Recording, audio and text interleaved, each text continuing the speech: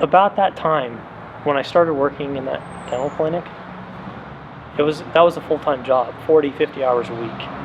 And it was a real job, helping real people. And I had a real job doing concrete, which is a miserable job with miserable people. I start doing a job that I feel good about, that I'm learning stuff. I'm learning things and I'm using them and I'm seeing good results. I'm working around people who are treating me respectfully.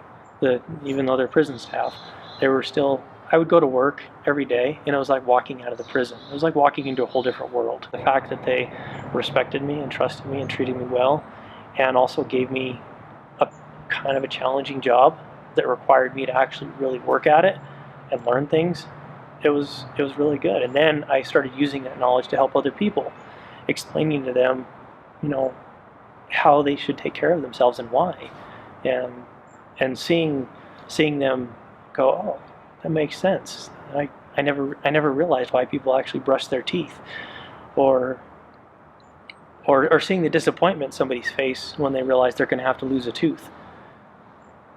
It just started to affect me in a way that I had never felt before. And so, I saw what came from helping other people. You discovered empathy. Yeah, exactly. And the interesting thing is so I tried to use the bipolar thing in my federal sentencing to get a lesser sentence. So they did some psychological evaluations, and one of the ladies who did one of the psychological evaluations, she said there is nothing. He doesn't have any kind of bipolar disorder or this. She said he has antisocial personality disorder. Usually when you have a professional saying this person has antisocial personality disorder, they're like, yeah, lock him up, throw the key away. Because all they're going to do is hurt other people because they have no empathy. It's basically borderline sociopath. She said, I highly recommend a lengthy period of incarceration with drug treatment and somehow teaching him to have empathy for other people. And, little did I know my job was going to be what taught me how to have empathy for other people. So by the time that I got done with my prison sentence, I had done that. I had taught this class and taught several hundred students about the importance of preventing these diseases. I was able to use PowerPoint to actually show pictures of infections and viruses and bacteria and explain the differences and why some are worse than others and the types of infections they cause and different stuff. And, hepatitis is a really big concern in prison because a lot of people have it because they're intravenous drug users.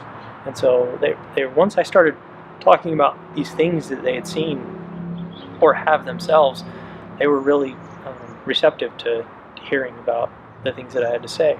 And so, it didn't stop when I got fired from the dental clinic. It continued. It seems to me that the education thing might have actually been a serendipity, a nice thing. It was. Because now you're actually teaching and helping people in a different way, but it stretched you in a different way. Well, yeah, because I had to learn more and I had to learn it better. Because I learned it as a dental assistant and I just used it. But when you're teaching something to other people, you want to make sure that you know what you're talking about. Mm-hmm. And if you don't, you go find out. And if somebody asks you a question that you're like, I'll find out and let you know next week.